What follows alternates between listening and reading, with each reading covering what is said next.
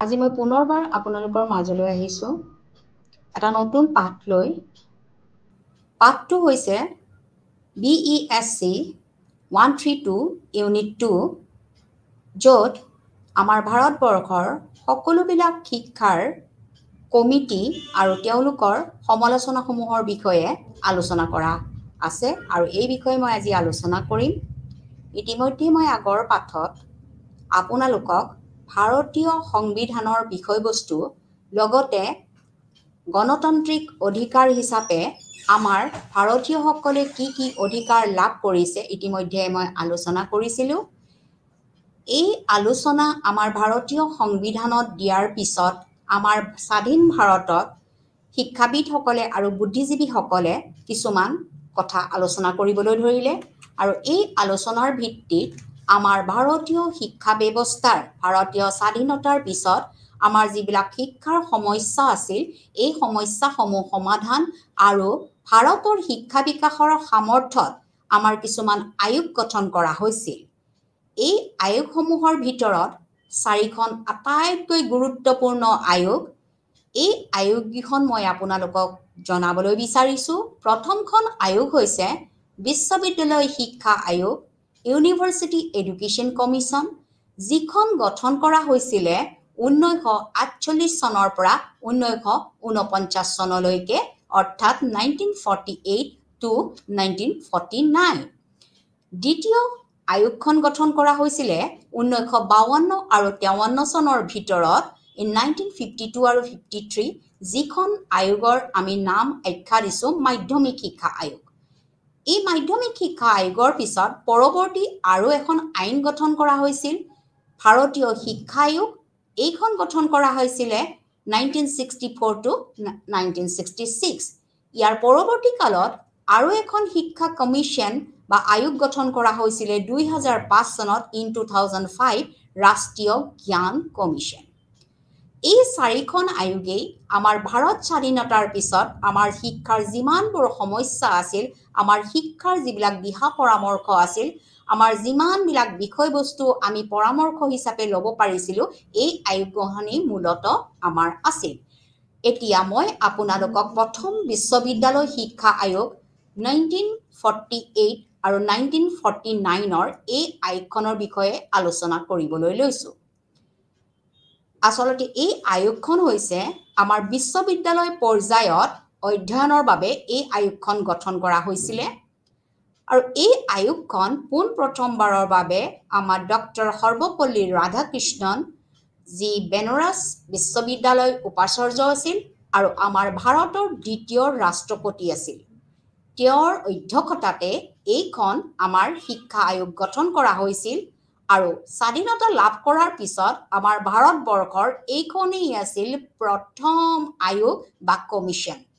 কিন্তু এই আয়োগখনেই বিশেষভাৱে আমাৰ উচ্চ শিক্ষাৰ ক্ষেত্ৰত থকা লক্ষ্যসমূহৰ কথা উল্লেখ কৰিছিলে। এতিয়া মই আপোনালোকক এই লক্ষ্যসমূহৰ বিষয়ে ক'বলৈ লৈছোঁ। প্ৰথমটো লক্ষ্য হৈছে সহজাত সামৰ্থ্য জাগ্ৰত কৰা। আমি জানো যে প্ৰত্যেকজন ব্যক্তিৰে একোটা নিজস্ব সহজাত ক্ষমতা আছে, যাক আমি ইনেট এবিলিটিজ বুলি কওঁ। এই নিজস্ব ক্ষমতাসমূহ বা প্ৰতিভাসমূহ আমাৰ ভাৰতীয় নাগৰিকৰ জাগ্ৰত কৰিবৰ বাবে এই শিক্ষা আয়োগখনৰ প্ৰথম লক্ষ্য বা উদ্দেশ্য আছিলে। দ্বিতীয় লক্ষ্যটো হৈছিলে যে গণতন্ত্ৰৰ বাবে প্ৰশিক্ষণ দিয়া। আমি জানো যে প্ৰত্যেকখন গণতান্ত্ৰিক দেশত কিছুমান গণতান্ত্ৰিক মূল্যবোধ থাকে, কিছুমান গণতান্ত্ৰিক নীতি নিয়ম থাকে, যিসমূহ আমি সংবিধানৰ জৰিয়তে পাওঁ আৰু এই সাংবিধানিক অধিকাৰসমূহ গণতন্ত্ৰৰ মাধ্যমেৰে পাবৰ বাবে আমাৰ প্ৰত্যেকজন ভাৰতীয়ক প্ৰশিক্ষণৰ ব্যৱস্থা ৰখা হৈছিল, যাতে আমাৰ গণতান্ত্ৰিক দেশৰ মূল্যবোধ ৰক্ষা কৰিব পাৰে। গতিকে কিছুমান এই মূল্য, যে এই যিবিলাক মূল্য, এই মূল্যবিলাক বিকশিত হ'বলৈ তেওঁলোকে কিছুমান দিহা পৰামৰ্শ আগবঢ়াইছিলে আৰু এই দিহা পৰামৰ্শসমূহৰ ভিত্তিত আমাৰ দেশ আগবাঢ়ি গৈছিলে। চতুৰ্থ লক্ষ্যটো হৈছে যে সাংস্কৃতিক ঐতিহ্যৰ সৈতে পৰিচিত হোৱা।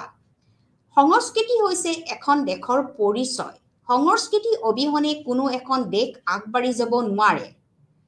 সংস্কৃতি আমি আইনা স্বৰূপে ক'ব পাৰোঁ the মিৰৰ of the community the মিৰৰ of the society আমি এখন আইনা বুলি ক'ব পাৰোঁ য'ত সমাজৰ প্ৰত্যেকটো বিষয়বস্তুৱে এই সংস্কৃতিৰ মাধ্যমেৰে আমি বিকাশ সাধন কৰিব পাৰোঁ সংস্কৃতি এটা বহল বস্তু সংস্কৃতিত গোটেই দেশখনৰ ৰীতি নীতি ভাষা জাতি জনজাতি উপজাতিৰ বিষয়বস্তু আমাৰ সন্মিলিত থাকে গতিকে এই সন্মিলিত বিষয়বস্তুসমূহৰ লগত পৰিচয় কৰি দিয়াটো হৈছিলে এই আয়োগখনৰ মতে অন্য এটা লক্ষ্য নেক্সট পৰৱৰ্তী পৰ্যায়ত বৃত্তিমূলক আৰু পেছাদাৰী পৰীক্ষণ প্ৰদান কৰা গণতান্ত্ৰিক দেশৰ প্ৰত্যেকজন ব্যক্তিয়ে স্বাৱলম্বী হোৱাটো অতিকৈ দৰকাৰ এই আয়োগখনে আমাক উল্লেখ কৰিছিলে গতিকে আমাৰ বৃত্তিমূলক যিসমূহ দিশ আছে বা বৃত্তিমূলক বিষয়সমূহ আৰু লগতে পেছাদাৰী যিটো আমি প্ৰফেচনেল তেওঁলোকে কোনো এটা পেছা হিচাপে কাম কৰি গৈ আত্মনিৰ্ভৰশীল হ'বৰ বাবে যিমানখিনি প্ৰশিক্ষণ দিয়া দৰকাৰ এই আয়োগখনে প্ৰদান কৰাৰ কথা সিদ্ধান্ত কৰিছিলে ইয়াৰ পৰৱৰ্তী পৰ্যায়ত আমাৰ উচ্চ শিক্ষাৰ ক্ষেত্ৰত যিবিলাক শিক্ষাদান দিয়া হয় বা পৰীক্ষা ব্যৱস্থা হয় এই পৰীক্ষা ব্যৱস্থা আৰু শিক্ষাদানৰ মানদণ্ড বিকশিত কৰাৰ বাবে আমাৰ এই আয়োগখনে গুৰুত্ব প্ৰদান কৰিছিলে বিশ্ববিদ্যালয় শিক্ষা আয়োগখনে পোন প্ৰথমবাৰৰ বাবে আমাৰ উচ্চ শিক্ষাত আমি কিদৰে শিক্ষা প্ৰদান কৰিব শিক্ষকসকলে কিদৰে শিক্ষা দিব আৰু পৰীক্ষাৰ মানদণ্ড কেনেকুৱা হ'ব এই বিষয়ৰ ওপৰত তেওঁলোকে কিছুমান বিষয়বস্তু উলিয়াইছিলে ইয়াৰ প্ৰথমটো বিষয়বস্তুৱে হৈছে যে বিশ্ববিদ্যালয় পাঠ্যক্ৰমত নামভৰ্তিৰ মানদণ্ড বৰ্তমানৰ মধ্যৱৰ্তী পৰীক্ষাৰ সৈতে খাপ খাব লাগিব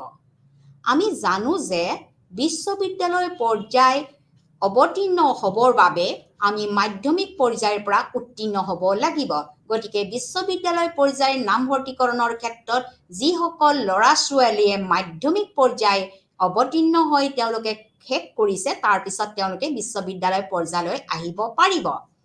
ইয়াৰ পৰৱৰ্তী পৰ্যায়ৰ ক্ষেত্ৰত তেওঁলোকে অন্য এটা মন্তব্য দাঙি ধৰিছিলে যে বিভিন্ন বৃত্তিমূলক পাঠ্যক্ৰমৰ বাবে বৃহৎ সংখ্যক ব্যক্তিগত প্ৰতিষ্ঠান মুকলি কৰা হ'ব ইতিমধ্যে আমি উল্লেখ কৰিছো যে ভাৰতবৰ্ষ যেহেতু এখন গণতান্ত্ৰিক দেশ হ'ল প্ৰত্যেকজন ব্যক্তিয়ে নিজ নিজ বৃত্তিৰ জৰিয়তে নিজকে স্বাৱলম্বী হ'ব লাগিব নিজকে স্বাৱলম্বী হৈ দেশখনৰ এজন সুনাগৰিক হিচাপে পৰিচিত হ'ব লাগিব তাৰ বাবে যিমানবিলাক বৃত্তিমূলক পাঠ্যক্ৰম আছে এই বৃত্তিমূলক পাঠ্যক্ৰমসমূহৰ একোটা নিজাববীয়াকৈ বৃত্তিগত প্ৰতিষ্ঠান মুকলি কৰাৰ বাবে ব্যৱস্থা গ্ৰহণ কৰা হৈছিলে ইয়াৰ পৰৱৰ্তী পৰ্যায়ত বিশ্ববিদ্যালয়সমূহৰ দ্বাৰা যিবিলাক ৰিফ্ৰেছাৰ পাঠ্যক্ৰম আয়োজন কৰা হৈছিলে পুনৰ পাঠ্যক্ৰমৰ ব্যৱস্থা আগতে যিবিলাক বিষয়বস্তু আছিলে সেই বিষয়বস্তুৰ ভিত্তিত আকৌ নতুনকৈ এই বিষয়সমূহ পুনৰ অধ্যয়নৰ বাবে বিশ্ববিদ্যালয়ে এই অধ্যয়ন ব্যৱস্থা আয়োজন কৰিছিলে যাক ৰিফ্ৰেছাৰ পাঠ্যক্ৰম বুলি কোৱা হয় আৰু ইয়াৰ বাবে প্ৰশিক্ষণৰ ব্যৱস্থা দিয়া হৈছে ইয়াৰ পৰৱৰ্তী পৰ্যায়ত বিশ্ববিদ্যালয় শিক্ষা আয়োগে অন্য এটা গুৰুত্বপূৰ্ণ দিশত গুৰুত্ব প্ৰদান কৰিছে যিবিলাক বক্তৃতামূলক বিষয়বস্তু আছে এইবিলাকক আমি পৰিকল্পনা কৰিব লাগিব আৰু টিউটৰিয়েলৰ দ্বাৰা ইয়াক পৰিপূৰক কৰিব ব্যৱস্থা কৰিব লাগিব বিশ্ববিদ্যালয় পৰ্যায়ত যিসমূহ আমাৰ বিষয়বস্তু আছে এই বিষয়বস্তুসমূহৰ ভিত্তিত আমি যিসমূহ ল'ৰা ছোৱালীয়ে ইয়াৰ পাঠদান কৰিব তাক বিকাশ সাধনৰ বাবে কিছুমান টিউটৰিয়েল শিক্ষামূলক দিশ আমি ইয়াত অন্তৰ্ভুক্ত কৰিব লাগিব ইয়াৰ উপৰিও এই নিজাববীয়াকৈ পৰিকল্পনা কৰা বিষয়সমূহত যিবিলাক টিউটৰিয়েল পাঠ্যক্ৰম কৰা হয় বা পৰিপূৰক হিচাপে লোৱা হয় ইয়াৰ উপৰিও অন্যান্য কিছুমান প্ৰতিষ্ঠান আছে যিবিলাকে টিউটৰিয়েল নিৰ্দেশনা বিকশিত কৰাৰ বাবে ব্যৱস্থা কৰা হৈছে অৰ্থাৎ তেওঁলোকে অন্যান্য প্ৰতিষ্ঠানৰ জৰিয়তে টিউটৰিয়েলৰ নিৰ্দেশনা বা নীতি নিৰ্দেশনাসমূহ লৈ পেলাই তেওঁলোকৰ পাঠ্যক্ৰম আগবঢ়াই নিব পাৰে ইয়াৰ পৰৱৰ্তী পৰ্যায়ত এই আয়োগখনে অন্য এটা কথাৰ ওপৰত গুৰুত্ব দিছিলে আমাৰ যিটো ভাৰতীয় সংস্কৃতি আছে এই সংস্কৃতিৰ যিটো ঐতিহ্য ইউনিটি ইন ডাইভাৰ্চিটি এই বস্তুটো কেতিয়াও অৱহেলা কৰিব নালাগিব অৱহেলা নকৰাকৈ শিক্ষাৰ সমলসমূহ এডভান্স টেষ্টসমূহৰ ওপৰত আধাৰিত হ'ব লাগিব আমাৰ যিবিলাক সাংস্কৃতিক ঐতিহ্য আছে এই ঐতিহ্যটোক আমি বাদ দি পেলাই নতুন কোনো আধুনিক শিক্ষা ব্যৱস্থা আমি ল'ব নোৱাৰিম ইয়াৰ ওপৰতে আমি কি কৰিব লাগিব বিষয়বস্তু সাংস্কৃতিক বিষয়বস্তুসমূহ লৈ আমি নতুন যিবিলাক আমি আধুনিক বিষয়বস্তুসমূহ আমি গঠন কৰাৰ বাবে চেষ্টা কৰিব লাগিব এইটোৱে আছিল আমাৰ ভাৰতীয় শিক্ষা আয়োগৰ বিষয়বস্তু দ্বিতীয়তে হৈছে আমাৰ উচ্চ শিক্ষাৰ ক্ষেত্ৰত এইখন আয়োগে অন্য এটা গুৰুত্বপূৰ্ণ দিশৰ কথা উল্লেখ কৰিছে এইটো হৈছে শিক্ষকসকলক পৰ্যাপ্ত পৰিমাণৰ সুবিধা দিব লাগিব শিক্ষকসকল হৈছে আমাৰ দেশৰ এজন পথ প্ৰদৰ্শক বা শিক্ষাৰ ক্ষেত্ৰত তেওঁলোকে একজন পথ প্ৰদৰ্শক গতিকে শিক্ষকসকলক আমি তেওঁলোকৰ মানদণ্ড উন্নতকৰণৰ বাবে তেওঁলোকে কি ধৰণে মানদণ্ড উন্নত কৰিব তেওঁলোকে কি ধৰণৰ সা-সুবিধা পাব লাগিব তেওঁলোকে সা-সুবিধা কিমানখিনি সন্তুষ্টি প্ৰদান কৰিব এই বিষয়বস্তুসমূহৰ কথা আমাৰ বিশ্ববিদ্যালয় শিক্ষা আয়োগত গুৰুত্বপূৰ্ণভাৱে গুৰুত্ব প্ৰদান স্থান লাভ কৰিছে কাৰণ শিক্ষকসকলৰ ওপৰতে আমাৰ গোটেই শিক্ষা ব্যৱস্থা নিৰ্ভৰ কৰে গতিকে তেওঁলোকে কৈছে যে আমাৰ যিবিলাক শিক্ষক আছে শিক্ষা গুৰু আছে তেওঁলোকৰ আমি পৰ্যাপ্ত পৰিমাণৰ যিমানবিলাক সা-সুবিধা আছে তেওঁলোকৰ দৰমহাৰ পৰা পাৰিতোষিকৰ পৰা বা অন্যান্য সা-সুবিধা আমি দিব পাৰিব লাগিব ইয়াৰ পৰৱৰ্তী পৰ্যায়ত তেওঁলোকে অন্য এটা গুৰুত্বপূৰ্ণ দিশৰ কথা উল্লেখ কৰিছে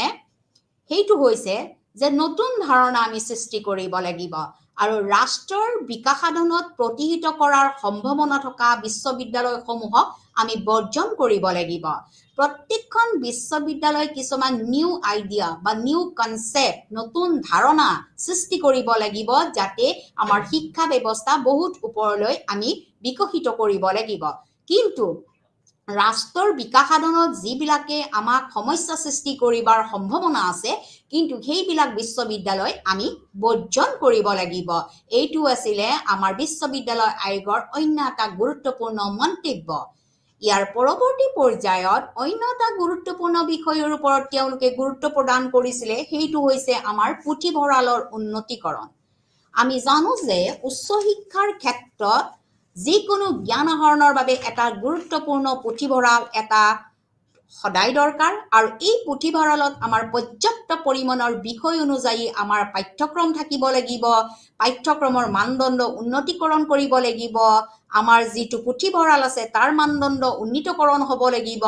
বহু সংখ্যক ছাত্ৰ ছাত্ৰীয়ে একেলগে বহি অধ্যয়ন কৰাৰ সুবিধা থাকিব লাগিব আৰু তেওঁলোকৰ সময়ৰ ব্যৱস্থা নিৰ্ধাৰণ কৰিব লাগিব এই কথাটোৰ প্ৰতি উল্লেখ ৰাখিয়ে এই বিশ্ববিদ্যালয় আয়োগে পুথিভঁৰালৰ উন্নতিকৰণৰ ক্ষেত্ৰত গুৰুত্ব প্ৰদান কৰি আহিছিল তাৰ পৰৱৰ্তী পৰ্যায়ত যিবিলাক পৰীক্ষাগাৰ আছে যিবিলাক লেবৰেটৰী আছে বিশেষকৈ বিজ্ঞান ভিত্তিক বিষয়সমূহৰ বাবে যিবিলাক পৰীক্ষা আছে প্ৰত্যেকখন বিশ্ববিদ্যালয়তে এই পৰীক্ষাগাৰৰ মানদণ্ড উন্নীতকৰণৰ বাবে এটা বিশেষ ব্যৱস্থা তেওঁলোকে হাতত লোৱাৰ বাবে দিহা পৰামৰ্শ দিছিলে ইয়াৰ পৰৱৰ্তী পৰ্যায়ত যিসমূহ মহাবিদ্যালয় আছে আৰু বিশ্ববিদ্যালয়সমূহক যিবিলাক অনুদান দিয়া হয় এই অনুদান আবণ্টনৰ বাবে প্ৰয়োজনীয়তা তেওঁলোকে গুৰুত্ব প্ৰদান কৰিছিলে আমি জানো যে প্ৰত্যেকখন বিদ্যালয় বা মহাবিদ্যালয় বা বিশ্ববিদ্যালয় উন্নীতকৰণৰ ক্ষেত্ৰত আমাৰ চৰকাৰী অনুদান আটাইতকৈ দৰকাৰ grant provided by the government গতিকে এই বিভিন্ন যিবিলাক অনুদান আহে এই অনুদানবিলাকৰ প্ৰয়োজনীয়তাৰ উল্লেখ কৰি পেলাই এই বিশ্ববিদ্যালয়ৰ মানদণ্ড উন্নীতকৰণৰ ব্যৱস্থাৰ বাবে এইখন বিশ্ববিদ্যালয় আয়োগে কিছুমান দিহা পৰামৰ্শ আগবঢ়াইছিলে যাৰ দ্বাৰা এই অনুদানসমূহৰ দ্বাৰা তেওঁলোকে নিজস্ব ডিপাৰ্টমেণ্টসমূহ নিজস্ব বিভাগসমূহ প্ৰত্যেকখন বিশ্ববিদ্যালয়ে তেওঁলোকে বিকাশ সাধন কৰিব পাৰে আৰু উন্নীতকৰণ কৰিব পাৰে আৰু ইয়াৰ লগত থকা জড়িত থকা যিবিলাক মহাবিদ্যালয় তেওঁলোকৰ অধীনত থকা মহাবিদ্যালয়সমূহৰো বিকাশ সাধনৰ বাবে কাৰণ এখন বিশ্ববিদ্যালয় বা মহাবিদ্যালয়ত কলা বিজ্ঞান বাণিজ্যিক তিনিটা পৰ্যায়ৰ বিষয়বস্তুৰ লগতে আৰু অন্যান্য কাৰিকৰী স্বাস্থ্য এই বিভিন্ন বিষয়সমূহ আমাৰ থাকে এই বিষয়সমূহৰ বিভিন্ন বিভাগসমূহ আমি বিকাশ সাধন কৰিবৰ বাবে আমাৰ চৰকাৰী অনুদানৰ অটাইতকৈ দৰকাৰ আৰু এই প্ৰয়োজনীয়তাটো উপলব্ধি কৰিয়ে এই বিশ্ববিদ্যালয় শিক্ষা আয়োগে এই মন্তব্যটো আগবঢ়াইছিলে গতিকে এই বিশ্ববিদ্যালয় শিক্ষা আয়োগখনে পোন প্ৰথমবাৰৰ বাবে আমাৰ বিশ্ববিদ্যালয়ৰ মানদণ্ড উন্নীতকৰণৰ লগতে ইয়াৰ লগত অধীনত থকা মহাবিদ্যালয়সমূহ কিদৰে আগবঢ়াই লৈ যোৱা হ'ব, এই মহাবিদ্যালয়সমূহক কেনেকুৱা ধৰণৰ বিষয়বস্তু অন্তৰ্ভুক্ত কৰা হ'ব আৰু এই বিষয়বস্তুসমূহৰ মানদণ্ড উন্নীতকৰণৰ বাবে তেওঁলোকে প্ৰত্যেকটো ক্ষেত্ৰতে দিহা পৰামৰ্শ দি আহিছে। গতিকে ভাৰত স্বাধীনতাৰ পিছত আমাৰ এইখন শিক্ষা আয়োগেই হৈছে প্ৰথম শিক্ষা আয়োগ, যি শিক্ষা আয়োগখনে আমাৰ ভাৰতীয় বিশ্ববিদ্যালয় আৰু মহাবিদ্যালয়সমূহৰ বিভিন্ন শিক্ষাৰ বিকাশত নিৰ্দেশনা দি আহিছে। আৰু লগতে তেওঁলোকে এটা গুৰুত্বপূৰ্ণ কথা মন্তব্য কৰিছে। এই মন্তব্যটো হৈছে যে প্ৰাচীন, অতীতত আৰু আধুনিক যিটো নতুন বা বৰ্তমানৰ শিক্ষাৰ লগত আমাৰ পূব অৰ্থাৎ ইষ্ট আৰু পশ্চিম, ইষ্ট এণ্ড ৱেষ্টৰ মাজত আমি কি কৰিব লাগিব, জ্ঞানৰ সন্নিৱেশন কৰিব লাগিব, আমি সংমিশ্ৰিত কৰিব লাগিব। গতিকে এই শিক্ষা আয়োগখনে কি কৰিছে, তেওঁলোকৰ শিক্ষা ব্যৱস্থাৰ জৰিয়তে বিশ্ববিদ্যালয় পৰ্যায়ৰ শিক্ষাৰ মানদণ্ড উন্নীতকৰণৰ লগতে প্ৰাচীন আৰু আধুনিক আৰু পূব আৰু পশ্চিমৰ জ্ঞান তেওঁলোকে সংমিশ্ৰণ কৰিছে। ইয়াৰ উপৰিও আমাৰ বিভিন্ন দিশৰ যিবিলাক মূল্যবোধ আছে, নৈতিক মূল্যবোধ হওক, আধ্যাত্মিক মূল্যবোধ হওক, সামাজিক মূল্যবোধ হওক, অৰ্থনৈতিক মূল্যবোধ হওক, এখন দেশৰ উচ্চ শিক্ষাৰ মানদণ্ডৰ ক্ষেত্ৰত যিখিনি মূল্যবোধ আছে, এই মূল্যবোধৰ বিকাশ সাধনৰ কথা আমি এই আয়োগখনৰ জৰিয়তে যথেষ্ট পৰিমাণে আমি পাইছোঁ। ইয়াৰ উপৰিও এই আয়োগখনে অন্য এটা গুৰুত্বপূৰ্ণ দিশৰ ওপৰত গুৰুত্ব দিছে। এই গুৰুত্বপূৰ্ণ দিশটো হৈছে যে শিক্ষকসকলৰ ভূমিকাৰ গুৰুত্ব। শিক্ষকসকলে কিদৰে শিক্ষাৰ মানদণ্ড উন্নীত কৰিব আৰু শিক্ষকসকলক আগবঢ়াই নিবৰ বাবে তেওঁলোকৰ যিটো মানদণ্ড, এই মানদণ্ডটো আমি বিশ্ববিদ্যালয়ে কিদৰে আগবঢ়াই নিব, তেওঁলোকে কিদৰে সা সুবিধা পাব, এই সা সুবিধা বা প্ৰশিক্ষণৰ জৰিয়তে তেওঁলোকে পৰৱৰ্তী পৰ্যায়ত বিশ্ববিদ্যালয়ৰ বিভিন্ন পাঠ্যক্ৰম বা বিভিন্ন দিশত আগবঢ়াই নিয়াৰ ওপৰত গুৰুত্ব প্ৰদান কৰিছিলে। এইখিনি হৈছিলে আমাৰ যিখন বিশ্ববিদ্যালয় শিক্ষা আয়োগ। এই আয়োগৰ ভিত্তিত তেওঁলোকে দিহা পৰামৰ্শ দিয়াৰ এই তিনিটা হৈছে বিকশিত মূল বিষয়বস্তু। কিন্তু এই আয়োগখনেও কিন্তু সমালোচনাৰ পৰা মুক্ত হোৱা নাই, কিয়নো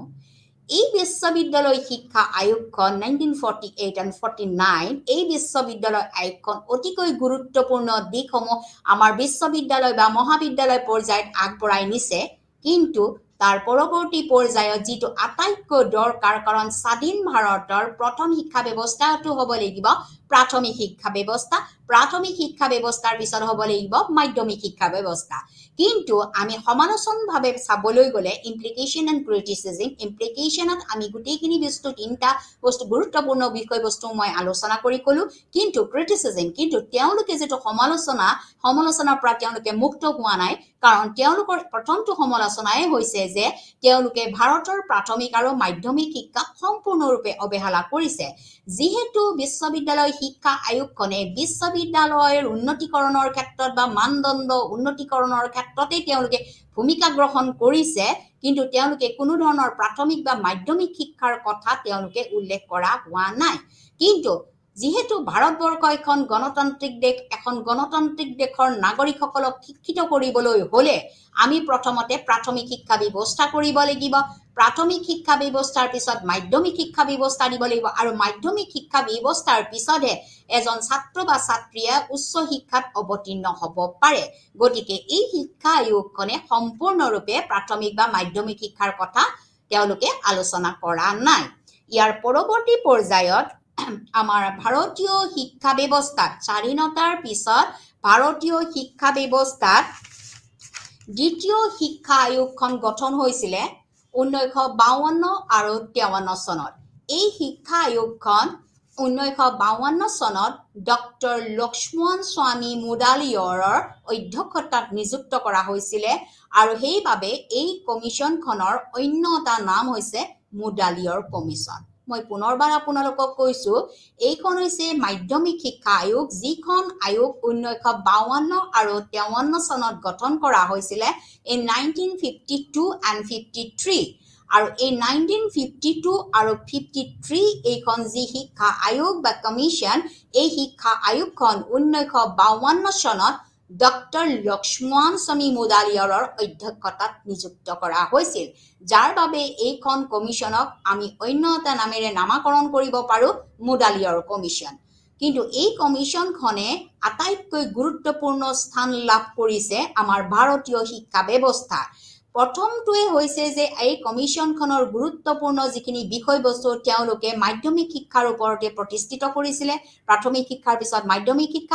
শিক্ষা ব্যৱস্থা কেনেকৈ আগবঢ়াই নিয়া হ'ব, মাধ্যমিক শিক্ষাত আমি কি কি বস্তু অৱতীৰ্ণ কৰা হ'ব, এই বিষয়বস্তুৰ ওপৰত তেওঁলোকে গুৰুত্ব প্ৰদান কৰিছিলে। গতিকে ইয়াৰ প্ৰথমটো বিষয়বস্তুৱে হৈছে যে মাধ্যমিক শিক্ষাৰ বৰ্তমান স্থিতিৰ বিষয়ে অনুসন্ধান কৰা আৰু প্ৰতিবেদন দিয়া। সেই সময়ত ভাৰত স্বাধীনতাৰ পিছত আমাৰ মাধ্যমিক শিক্ষা ইমানখিনি উন্নত মানদণ্ডৰ হোৱা নাছিলে। গতিকে এই শিক্ষা আয়োগখনৰ গঠনৰ মূলতে আছিলে সেই সময়ৰ যিখিনি মাধ্যমিক শিক্ষাৰ যিটো পৰিস্থিতি, তেওঁলোকৰ যিটো অভাৱ বা অনাটন বা কেনেকুৱা ধৰণে তেওঁলোকে আগবঢ়াই নিব, এই বিষয়টোৰ ওপৰত অনুসন্ধান কৰিব লাগিব আৰু লগতে অনুসন্ধান কৰি পেলাই আমি প্ৰতিবেদন দাখিল কৰিব লাগিব। তাৰ পৰৱৰ্তী পৰ্যায়ত এই আয়োগখনে অন্য এটা গুৰুত্বপূৰ্ণ দিশৰ কথা কৈছে যে স্বীকৃতি আৰু উন্নতিৰ বাবে ব্যৱস্থা আৰু পৰামৰ্শ দিয়ক আৰু প্ৰাথমিক আৰু মৌলিক আৰু উচ্চ শিক্ষাৰ সৈতে ইয়াৰ সম্পৰ্কিত ছেকেণ্ডাৰী শিক্ষাৰ সমল হিচাপে গ্ৰহণ কৰক। এতিয়া প্ৰত্যেকখন বিদ্যালয়ে স্বীকৃতি বা উন্নতিৰ বাবে ব্যৱস্থা কৰিব লাগিব, তেওঁলোকক পৰামৰ্শ দিব লাগিব আৰু যিবিলাক প্ৰাথমিক বিদ্যালয় আছে তেওঁলোকক মৌলিক হিচাপে লৈ আৰু উচ্চ শিক্ষাৰ সৈতে ইয়াৰ যিটো সম্পৰ্ক, মাধ্যমিক শিক্ষাৰ পিছত যিটো আমি উচ্চ শিক্ষালৈ যোৱা হয় তাক ছেকেণ্ডাৰী বা দ্বিতীয় শিক্ষাৰ সমল হিচাপে ল'ব লাগিব বুলি তেওঁলোকে উল্লেখ কৰিছিলে। ইয়াৰ পিছত তেওঁলোকে কিছুমান গুৰুত্বপূৰ্ণ পৰামৰ্শ আগবঢ়াইছিলে। মাধ্যমিক শিক্ষা আয়োগে কিছুমান গুৰুত্বপূৰ্ণ পৰামৰ্শ আগবঢ়াইছিলে, মেজৰ ৰেকমেণ্ডেশ্যন দিছিলে, যাৰ ভিত্তিত আমাৰ মাধ্যমিক শিক্ষাৰ ব্যৱস্থা উন্নীতকৰণ কৰা হৈছিলে আৰু বৰ্তমান সময়লৈকে ইয়াৰ মানদণ্ড উন্নত হৈ আছে। ইয়াৰ মুখ্য যিবিলাক উদ্দেশ্য, এই উদ্দেশ্যসমূহৰ বিষয়ে মই এতিয়া আলোচনা কৰিবলৈ লৈছোঁ। এতিয়া প্ৰথমটো উদ্দেশ্যই হৈছে চৰিত্ৰ গঠন, ফৰ্মেশ্যন অফ কেৰেক্টাৰ। চৰিত্ৰ গঠন হৈছে এখন ৰাষ্ট্ৰৰ আটাইতকৈ গুৰুত্বপূৰ্ণ এটা উদ্দেশ্য বুলি আমাৰ মাধ্যমিক শিক্ষা আয়োগে পৰামৰ্শ দিছিলে। প্ৰত্যেকজন নাগৰিকে সুচৰিত্ৰ গঠন কৰি সুনাগৰিক হিচাপে দেশখন আগবঢ়াই নিয়াৰ ক্ষেত্ৰত এইখন কমিটিয়ে আমাক গুৰুত্বপূৰ্ণ দিহা পৰামৰ্শ দিছিলে আৰু তেওঁলোকে ইয়াৰ ওপৰত উল্লেখিত মন্তব্য আগবঢ়াইছিলে। দ্বিতীয়তে তেওঁলোকে অন্য এটা উদ্দেশ্য আগত ৰাখিছিলে যে গণতান্ত্ৰিক নাগৰিকত্বৰ বিকাশ সাধন কৰা। ইতিমধ্যে মই বহুবাৰ আলোচনা কৰি কৈছোঁ যে ভাৰতবৰ্ষ এখন গণতান্ত্ৰিক দেশ। এই গণতান্ত্ৰিক দেশৰ প্ৰত্যেকজন নাগৰিকৰ গণতান্ত্ৰিক নাগৰিকত্বৰ বিকাশ সাধন হ'ব লাগিব। এখন গণতান্ত্ৰিক দেশ আগবাঢ়ি যোৱাৰ বাবে যিবিলাক মূল্যবোধ আছে, সেই মূল্যবোধবিলাক পাবৰ বাবে তেওঁলোকে নাগৰিকত্ব হিচাপে স্বীকৃতি লাভ কৰিবৰ বাবে বা সুনাগৰিকত্ব হ'বৰ বাবে এই গণতান্ত্ৰিক নাগৰিকত্বৰ বিকাশ সাধন কৰাটো অতিকৈ গুৰুত্বপূৰ্ণ বুলি এইখন কমিটিয়ে মন্তব্য কৰিছিলে। ইয়াৰ পৰৱৰ্তী পৰ্যায়ত অন্য এটা উদ্দেশ্য তেওঁলোকে অৱগত কৰিছিলে, অৰ্থনৈতিক আৰু ব্যক্তিগত দক্ষতা। অৰ্থনৈতিকভাৱে প্ৰত্যেকজন ব্যক্তিয়ে স্বাধীনতা লাভ কৰাৰ পিছত অৰ্থনৈতিকভাৱে তেওঁলোকে স্বাৱলম্বী হ'ব লাগিব। অৰ্থনৈতিকভাৱে স্বাৱলম্বী হ'বলৈ হ'লে তেওঁলোকে কোনো এটা বৃত্তি গ্ৰহণ কৰিব লাগিব আৰু নিজস্ব বৃত্তি গ্ৰহণ কৰিবৰ বাবে তেওঁলোকৰ কিছুমান দক্ষতা থাকিব লাগিব। গতিকে মাধ্যমিক শিক্ষা আয়োগখনে প্ৰথমবাৰৰ বাবে অৰ্থনৈতিক আৰু বৃত্তিগত দক্ষতাৰ ওপৰত গুৰুত্ব প্ৰদান কৰি তেওঁলোকে উদ্দেশ্য ৰাখিছিলে। ইয়াৰ পৰৱৰ্তী পৰ্যায়ত হৈছে নেতৃত্বৰ প্ৰচাৰ কৰা। নেতৃত্ব, that means leadership. গণতান্ত্ৰিক দেশখনত আমি জানো যে গণতান্ত্ৰিক দেশ এখন পৰিচালিত হ'বলৈ হ'লে নেতৃত্বৰ প্ৰয়োজন। দেশখনক কোনে নেতৃত্ব দিব, এই নেতৃত্বজন কোনে নিৰ্বাচন কৰিব,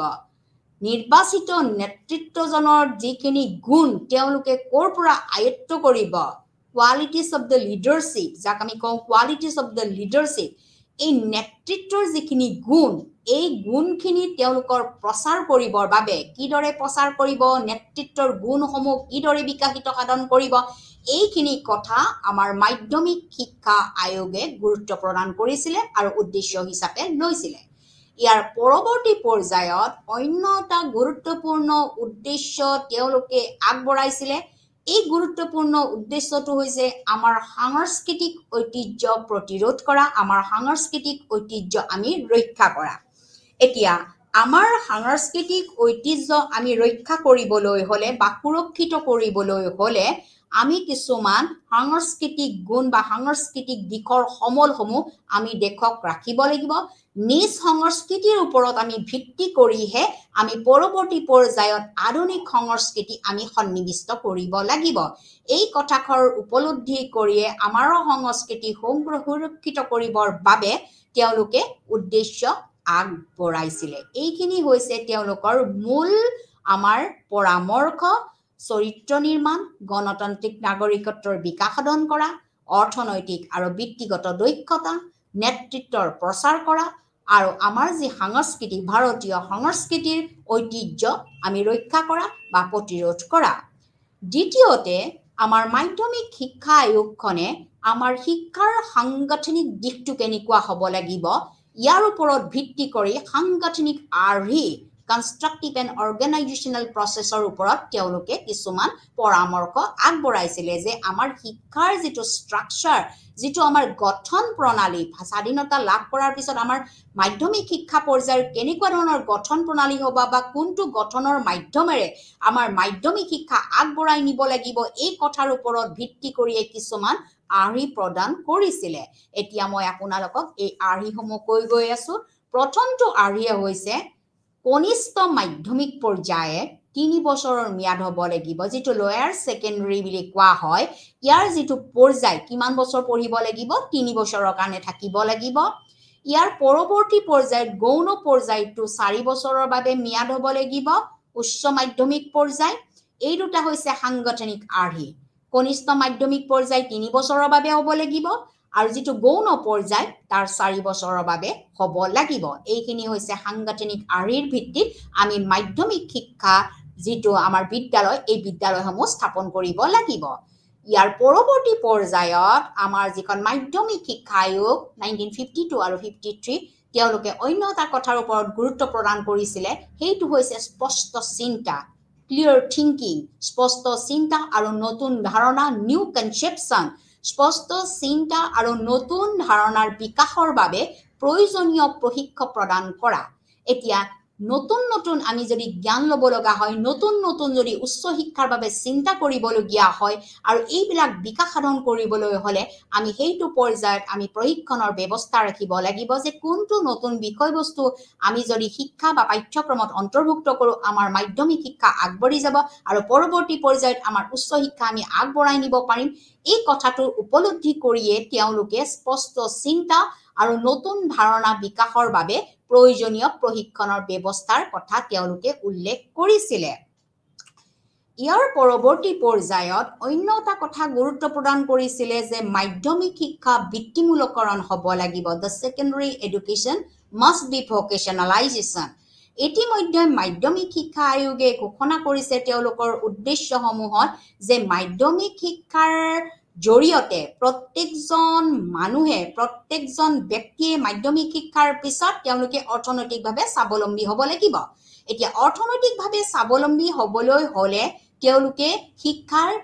জৰিয়তে শিক্ষা লাভৰ জৰিয়তে নিজ নিজ এটা বৃত্তি গ্ৰহণ কৰিব লাগিব গতিকে এই বৃত্তিটো গ্ৰহণ কৰিবলৈ হলে আমাৰ মাধ্যমিক শিক্ষা ব্যৱস্থাটোত যথেষ্ট পৰিমাণৰ বৃত্তিমূলক বিষয়বস্তু অন্তৰ্ভুক্ত হ'ব লাগিব সেইবাবে তেওঁলোকে পৰামৰ্শ আগবঢ়াইছিলে যে মাধ্যমিক শিক্ষা ব্যৱস্থা বৃত্তিমূলককৰণ হ'ব লাগিব ইয়াৰ পৰৱৰ্তী পৰ্যায়ত তেওঁলোকে অন্য এটা পৰামৰ্শ আগবঢ়াইছিলে যেটো আটাইতকৈ গুৰুত্বপূৰ্ণ বিষয়বস্তু আৰু এই বিষয়বস্তুৱে বৰ্তমান সময়ত যত আমাৰ ইনক্লুসিভ এডুকেশন হিচাপে বা সহশিক্ষা হিচাপে অন্তৰ্ভুক্ত কৰা হৈছে এইটোৱে হৈছে পিছপৰা আৰু প্ৰতিবন্ধী শিশুৰ বাবে বিদ্যালয় খোলা আমি জানো যে আমি সাধাৰণ শিশুসকলে সাধাৰণ শিক্ষা ব্যৱস্থাৰ জৰিয়তে নিজ নিজ বিদ্যালয়ত পাঠ ল'ব পাৰো বা পাঠ গ্ৰহণ কৰিব পাৰে কিন্তু যিসকল পিছ পৰি আছে বা প্ৰতিবন্ধী তেওঁলোকৰ জীৱনত যিবিলাক বিকলংক আছে শাৰীৰিক হওক মানসিক হওক যিকোনো ক্ষেত্ৰত তেওঁলোকৰ যিখিনি সমস্যা আছে এই সকল শিশুকো এখন দেশৰ অন্যান্য সাধাৰণ ল'ৰা ছোৱালীৰ নিচিনাকৈ আগবঢ়াই নিবলৈ হলে তেওঁলোকৰ বাবেও কিছুমান বিদ্যালয় খুলিব লাগিব এই বিদ্যালয়ৰ জৰিয়তে তেওঁলোকে শিক্ষা গ্ৰহণ কৰিব পাৰিব ইয়াৰ পৰৱৰ্তী পৰ্যায়ত অন্য এটা গুৰুত্বপূৰ্ণ পৰামৰ্শ আগবঢ়াইছিলে সেইটো হৈছে যে শিক্ষাৰ্থীসকল দ্বিভাষিক হ'ব লাগে আৰু তাৰে এটা আঞ্চলিক ভাষা হিচাপে গ্ৰহণ কৰিব লাগে অৰ্থাৎ মাধ্যমিক পৰ্যায়ত প্ৰত্যেকজন শিক্ষাৰ্থীয়ে দুটা ভাষা তেওঁলোকে নিৰ্বাচন কৰিব লাগে আৰু ইয়াৰ ওপৰত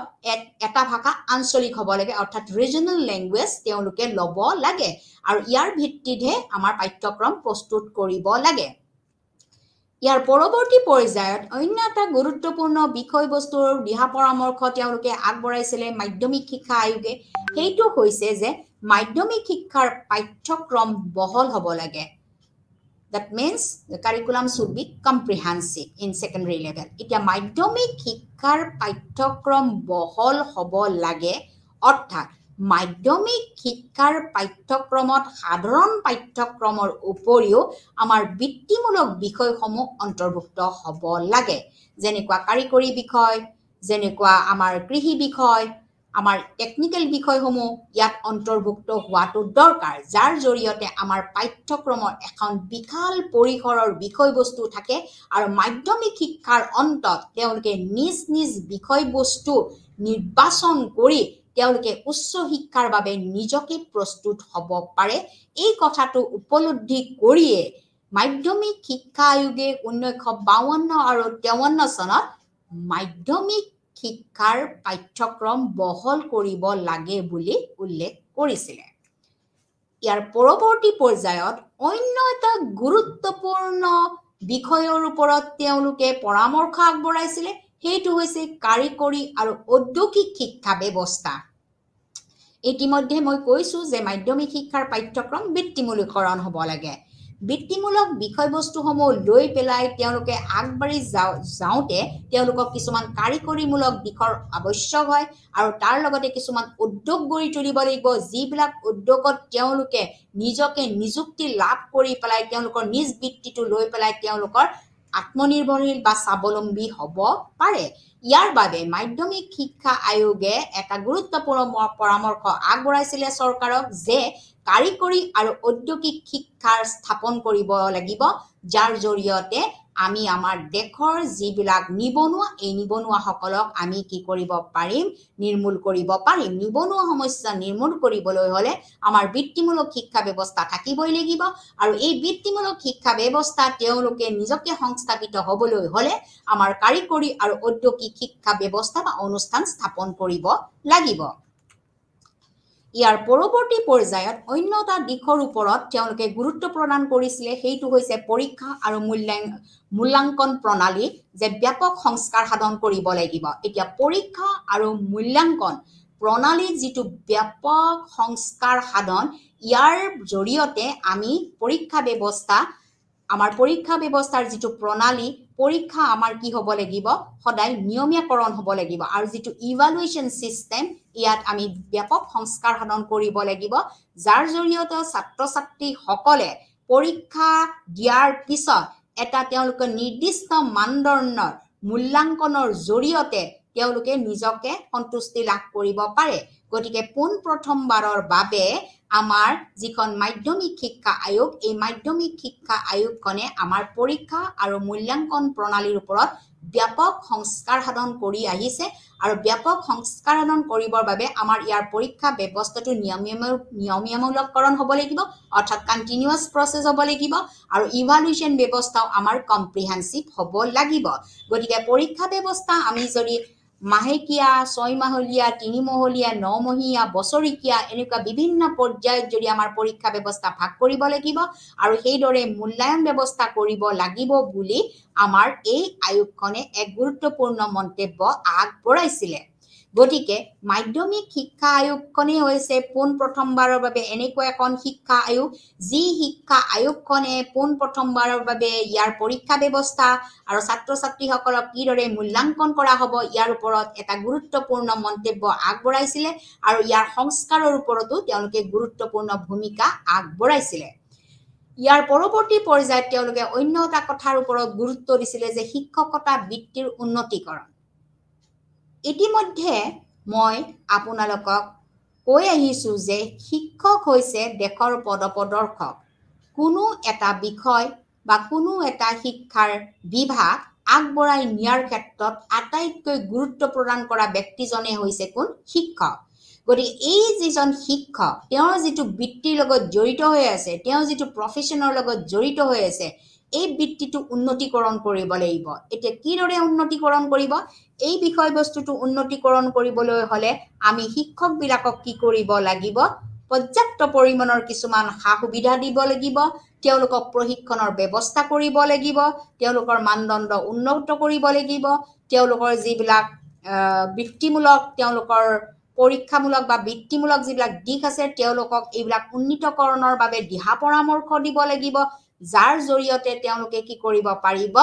শিক্ষকতা বৃত্তিৰ উন্নতি সাধন কৰিব পাৰিব আৰু এই বৃত্তিটো যে উন্নতি সাধন কৰাৰ লগে লগে আমাৰ যেটো শিক্ষাৰ বিভাগ এই বিভাগটো কি হ'ব আমাৰ উন্নীতকৰণ হ'বলৈ ল'ব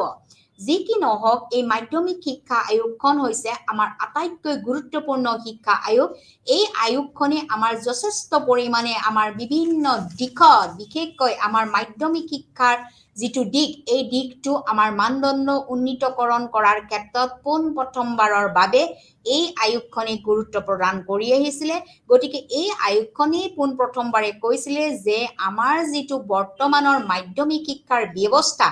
এই ব্যৱস্থাটো আমি যথেষ্ট পৰিমাণে কি কৰিব লাগিব অনুসন্ধান কৰিব লাগিব যে ভাৰতীয় শিক্ষা ব্যৱস্থাত কেনেকুৱা ধৰণৰ সমস্যা আছে বিশেষকৈ মাধ্যমিক পৰ্যায় কাৰণ মাধ্যমিক শিক্ষা পৰ্যায়ৰ পিছতহে আমি উচ্চ শিক্ষাৰ কথা আমি চিন্তা কৰিব পাৰো বা মাধ্যমিক শিক্ষাৰ পিছত যিকোনো এজন ছাত্ৰ বা ছাত্ৰীয়ে তেওঁলোকৰ নিজ নিজ ভাল লগা তেওঁলোকৰ প্ৰয়োজন অনুযায়ী নিজ নিজ দিশত তেওঁলোকে আগবাঢ়ি যাব লাগিব কোনটো দিশত আগবাঢ়ি গলে তেওঁলোকে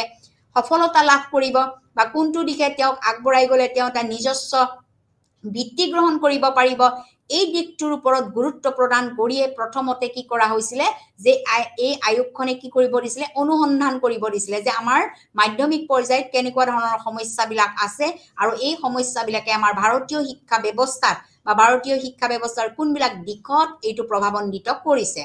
ইয়াৰ পৰৱৰ্তী পৰ্যায়তে তেওঁলোকে কৈছিলে যে আমাৰ যিবিলাক অনুষ্ঠান বা প্ৰতিষ্ঠান আছে এইবিলাকক আমি বিকাশ সাধন কৰিব লাগিব তেওঁলোকৰ যেটো সাংগঠনিক দিক তাৰ ওপৰত আমি গুৰুত্ব প্ৰদান কৰিব লাগিব এনেকুৱা ধৰণৰ বিষয়বিলাকৰ লগত আমাৰ যি প্ৰাথমিক শিক্ষা ব্যৱস্থা আছে বা উচ্চ শিক্ষা ব্যৱস্থাৰ লগত আমি কি কৰিব লাগিব সমন্বিত কৰিব লাগিব এইখিনি কৰাৰ পিছতহে আসলতে তেওঁলোকে আমাক কি কৰিছিলে কিছুমান উদ্দেশ্য আগবঢ়াইছিলে যি উদ্দেশ্যকেইটা তেওঁলোকে মূলত আগবঢ়াইছিলে যে ইয়াৰ লক্ষ্যটো কি হ'ব মাধ্যমিক শিক্ষাৰ লক্ষ্য কি হ'ব কোনটো লক্ষ্য অন্তৰ্ভুক্ত কৰিলে আমাৰ মাধ্যমিক শিক্ষা পৰ্যায় এক উন্নীত মানদণ্ডৰ হ'ব পাৰিব এই কথাটোৰ প্ৰতি লক্ষ্য ৰাখিয়ে আমাৰ 5টা লক্ষ্য বা উদ্দেশ্য তেওঁলোকে আগবঢ়াইছিলে প্ৰথমটো লক্ষ্য ইতিমধ্যে মই আপোনালোকক আলোচনা কৰিছো যে চৰিত্ৰ নিৰ্মাণ দ্য ক্যাৰেক্টাৰ বিল্ডিং আমি চৰিত্ৰ নিৰ্মাণ কৰিবলৈ হলে দেশখন আগবঢ়াই নিবলৈ হলে যেটো চৰিত্ৰিক আমাৰ দিশ আছে সকলো ব্যক্তি সকলো নাগৰিক এখন দেশৰ বাবে এইখিনি কৰাৰ আমাৰ কিছুমান দিক আমি সমল ল'ব লাগিব তাৰ পৰৱৰ্তী পৰ্যায়ত হৈছে যেটো গণতান্ত্ৰিক নাগৰিকত্বৰ যেটো বিকাশ সাধন গতিকে গণতান্ত্ৰিক নাগৰিকত্বৰ বিকাশ সাধনৰ বাবে নাগৰিকসকল কিদৰে সুনাগৰিক হ'ব সুনাগৰিকৰ বিষয়বস্তুসমূহ তেওঁলোকে কিদৰে গ্ৰহণ কৰিব এই সমূহ তেওঁলোকে গুৰুত্ব প্ৰদান কৰিছিলে ইয়াৰ ওপৰৰ পিছৰ পৰৱৰ্তীটো হৈছে যে অৰ্থনৈতিক দিশত বা বিত্তীয় দিশত তেওঁলোকে কি বিষয়বস্তু তেওঁলোকে ল'ব কি কোনবিলাক বৃত্তি তেওঁলোকে অন্তৰ্ভুক্ত কৰিব এই সমূহ কথা তেওঁলোকে উল্লেখ কৰিছিলে ইয়াৰ পৰৱৰ্তী পৰ্যায়ত আমাৰ যেটা সাংস্কৃতিক যিবিলাক ঐতিহ্য আছে এই ঐতিহ্যসমূহ আমি প্ৰতিৰোধ কৰাৰ বাবে বা সুৰক্ষিত কৰি পেলাই দেশক আগবঢ়াই নিবৰ বাবে আমি কোনবিলাক বিষয়বস্তু অন্তৰ্ভুক্ত কৰিব লাগিব এইটো কথা প্ৰদান কৰি তেওঁলোকে পৰৱৰ্তী পৰ্যায়ত কৰিছিলে কি শিক্ষাৰ সাংগঠনিক দিকটো উপলব্ধি কৰিছিলে যে শিক্ষাৰ সাংগঠনিক দিকটো কি হ'ব লাগিব এতিয়া শিক্ষাৰ সাংগঠনিক দিক বুলি ক'লে আমাৰ মাধ্যমিক পৰ্যায়ৰ যেটো গঠন প্ৰণালী এই গঠন প্ৰণালীটোৰ কথা তেওঁলোকে প্ৰথমে কৈছিলে প্ৰথম গঠন প্ৰণালীটো কৈছিলে যেটো আমাৰ নিম্ন মাধ্যমিক পৰ্যায় এই নিম্ন মাধ্যমিক পৰ্যায়টো হ'ব লাগিব 3 বছৰৰ কাৰণে আৰু যেটো উচ্চ মাধ্যমিক পৰ্যায় আছে এইটো হ'ব লাগিব আমাৰ 4 বছৰৰ কাৰণে অৰ্থাৎ আমি 3 বছৰৰ কাৰণে নিম্ন মাধ্যমিক পৰ্যায় ল'ব লাগিব আৰু বাকি 4 বছৰৰ কাৰণে উচ্চ মাধ্যমিক পৰ্যায় ল'ব লাগিব ইয়াৰ উপৰিও আমাৰ যিবিলাক শিক্ষাৰ মানদণ্ড আছে এই শিক্ষাৰ মানদণ্ডসমূহ আমি অন্তৰ্ভুক্ত কৰিব লাগিব আৰু শিক্ষাৰ মানদণ্ড আমি উন্নীতকৰণ কৰিব লাগিব আৰু শিক্ষাত যিবিলাক আমাৰ বৃত্তিমূলক পাঠ্যক্ৰম এই পাঠ্যক্ৰমসমূহ আমি কি কৰিব লাগিব আমি পাঠ্যক্ৰমত অন্তৰ্ভুক্ত কৰি এটা পাঠ্যক্ৰম আমি বিশাল বা কম্প্ৰিহেনসিভ দিশত আমি চাব লাগিব ইয়াৰ উপৰিও আমাৰ যিবিলাক শিক্ষক আছে এই শিক্ষকসকলক এই বৃত্তিমূলক দিশত কেনেকৈ বৃত্তিমূলক পাঠ্যক্ৰম তেওঁলোকে প্ৰদান কৰিব এই ক্ষেত্ৰতো আমি শিক্ষকসকলক কিছুমান প্ৰশিক্ষণ ব্যৱস্থা ৰাখিব লাগিব যি প্ৰশিক্ষণৰ জৰিয়তে তেওঁলোকে কি কৰিব পাৰে নিজৰ ভাৱধাৰা ক্লিয়াৰ থিংকিং বা নিজস্ব বা নতুন ভাৱধাৰা তেওঁলোকে অন্তৰ্ভুক্ত কৰিব পাৰে বা প্ৰাথমিক বিদ্যা মাধ্যমিক পৰ্যায়ৰ বিদ্যালয়ত তেওঁলোকে ল'ব পাৰে কাৰণ প্ৰাথমিক শিক্ষাৰ পিছতে মাধ্যমিক শিক্ষাত অন্তৰ্ভুক্ত হোৱাৰ লগে লগে প্ৰত্যেকজন ছাত্ৰ ছাত্ৰীক আমি কৈশোৰ কাল বুলি কওঁ যেটো কৈশোৰ কাল আটাইতকৈ দৰকাৰ কাৰণ এই কৈশোৰ কালতে প্ৰত্যেকটো ছাত্ৰ ছাত্ৰীৰ শাৰীৰিক মানসিক আবেগিক নৈতিক আধ্যাত্মিক চাৰিত্ৰিক সকলো দিশতে তেওঁলোকৰ কি হয় বিকাশ সাধন হয় গতিকে এই বিকাশ সাধন হোৱাৰ লগে লগে তেওঁলোকে কিছুমান নতুন নতুন চিন্তাধাৰা কথা জানিবলৈ বিচাৰে নতুন চিন্তাধাৰা তেওঁলোকক সামাজিক জীৱনত হওক তেওঁলোকৰ নেতৃত্ব প্ৰদানৰ ক্ষেত্ৰত হওক বা যিকোনো সামাজিক কাম-কাজ বা অৰ্থনৈতিক দিশত হওক বা বৃত্তিমূলক দিশত হওক তেওঁলোকে এটা নতুন পৰিৱৰ্তন বিচাৰে গতিকে এই নতুন পৰিৱৰ্তনটোৰ বাবে আমি শিক্ষকসকলকো কি কৰিব লাগিব প্ৰশিক্ষণ দিব লাগিব যে ছাত্ৰ ছাত্ৰীসকলক আমি নতুন ভাৱধাৰাৰ বাবে তেওঁলোকে নতুন দক্ষতাৰ বাবে বা নতুন ক্ষমতাৰ বাবে তেওঁলোকে কি বস্তু তেওঁলোকে ল'ব লাগিব বা কিদৰে আমি নতুন বিষয়বস্তু এটা ছাত্ৰ ছাত্ৰীসকলক আনি দিম এই বিষয়বস্তুটো অন্তৰ্ভুক্ত কৰাটো অতি গুৰুত্বপূৰ্ণ পৰামৰ্শ হিচাপে মাধ্যমিক শিক্ষা আয়োগে ব্যাপকভাৱে তেওঁলোকে উল্লেখ কৰিছিলে ইয়াৰ পিছত তেওঁলোকে কৈছিলে যে যিবিলাক ল'ৰা ছোৱালী সাধাৰণ স্কুলত অৱতীৰ্ণ হ'ব নোৱাৰে আগতে মই কৈছো যে সাধাৰণ স্কুলত আমাৰ সাধাৰণতে কি হয় যিবিলাক আমাৰ প্ৰতিবন্ধী ছাত্ৰ ছাত্ৰী আছে যিসকলৰ শাৰীৰিক বা মানসিক যিবিলাক বাধাগ্ৰস্ত আছে কিন্তু বৰ্তমান সময়ত তেওঁলোকে সাধাৰণ শিক্ষাৰ লগতে তেওঁলোকে পাঠদান কৰিব পাৰে কিন্তু যি সময়ত মাধ্যমিক শিক্ষা আয়োগ আছিল এই আয়োগখনে মন্তব্য কৰিছিলে যে যিসকল পিছপৰা ছাত্ৰ ছাত্ৰী আছে যিসকল বা বেকৱাৰ্ড বা হ্যান্ডিক্যাপ চিলড্ৰেন আছে এই সকল ছাত্ৰ ছাত্ৰীৰ কাৰণেও কিছুমান বিশেষ স্কুল স্থাপন কৰিব লাগিব ইয়াৰ উপৰিও ভাষাৰ ক্ষেত্ৰত ভাষাটো হৈছে এটা মাধ্যম যাৰ জৰিয়তে ভাৱৰ আদান প্ৰদান কৰিব পাৰে বিনিময় কৰিব পাৰে গতিকে এই মাধ্যমিক শিক্ষা আয়োগখনে 1952 আৰু 53 চনৰ যিখন মাধ্যমিক শিক্ষা আয়োগ এই শিক্ষা আয়োগখনে কৈছিলে কি যে মাধ্যমিক পৰ্যায়ত সাধাৰণতে ল'ৰা ছোৱালীখিনিয়ে দুটা ভাষা ল'ব লাগিব বা দুটা ভাষাৰ ওপৰত গুৰুত্ব প্ৰদান কৰিব লাগিব কিন্তু ইয়াৰ এটা ভাষা কি হ'ব লাগিব ৰিজনাল বা আঞ্চলিক ভাষা হ'ব লাগিব কাৰণ নিজ নিজ ৰাজ্যত তেওঁলোকে নিজস্ব ভাষা প্ৰয়োগ কৰিহে পাঠদান আগবঢ়াই নিব লাগিব এইটো এটা ব্যাপক সংশোধনীৰ কথা উল্লেখ কৰিয়ে মাধ্যমিক শিক্ষা আয়োগ 1952 আৰু 53 চনত এই গুৰুত্বপূৰ্ণ মন্তব্যটো আগবঢ়োৱা হৈছিল ইয়াৰ উপৰিও যিহেতু মাধ্যমিক শিক্ষাই প্ৰথমবাৰৰ বাবে কৈছিলে যে মাধ্যমিক শিক্ষাৰ পাঠ্যক্ৰম হ'ব লাগিব কি বৃত্তিমূলককৰণ গতিকে বিভিন্ন বৃত্তিমূলক বিষয়সমূহ আমি কি কৰিব লাগিব মাধ্যমিক বিদ্যালয়ৰ পাঠ্যক্ৰমত অন্তৰ্ভুক্ত কৰিব লাগিব যাতে এজন ছাত্ৰ বা ছাত্ৰীয়ে তেওঁলোকৰ মাধ্যমিক পৰ্যায় শেষ হোৱাৰ পিছত যেতিয়া উচ্চ পৰ্যায়লৈ যাব যিসকলে উচ্চ শিক্ষাৰ বাবে তেওঁলোকে প্ৰস্তুত হৈ থাকিব তেওঁলোকৰ বাবে বেলেগ আৰু যিসকল মাধ্যমিক শিক্ষা শেষ হোৱাৰ পিছত তেওঁলোকে এটা নিজ বৃত্তি গ্ৰহণ কৰিব বা নিজকে স্বাৱলম্বী হ'বলৈ বিচাৰিব তাৰ কাৰণে যিসমূহ বিষয় পাঠ্যক্ৰমত অন্তৰ্ভুক্ত কৰিব আৰু এই পাঠ্যক্ৰমত বিষয়বস্তুসমূহ অন্তৰ্ভুক্ত কৰাৰ লগে লগে বৃত্তিমুখী হওক বা কাৰিকৰী দিশতে হওক যিকোনো দিশৰ পাঠ্যক্ৰমত যেতিয়া বিষয়বস্তু অন্তৰ্ভুক্ত হ'ব পাঠ্যক্ৰমৰ বিষয়বস্তু কি হ'ব বহল হ'ব গতিকে ইয়াৰ স্কোপটো বহল হৈ যোৱাৰ লগে লগে বিভিন্ন বিষয়সমূহ ইয়াত অন্তৰ্ভুক্ত হ'ব পাৰিব বুলি মাধ্যমিক শিক্ষা আয়োগে প্ৰথমবাৰৰ বাবে উল্লেখ কৰিছিলে ইয়াৰ উপৰিও এই যিখন মাধ্যমিক শিক্ষা আয়োগ তেওঁলোকে মাধ্যমিক শিক্ষা আয়োগে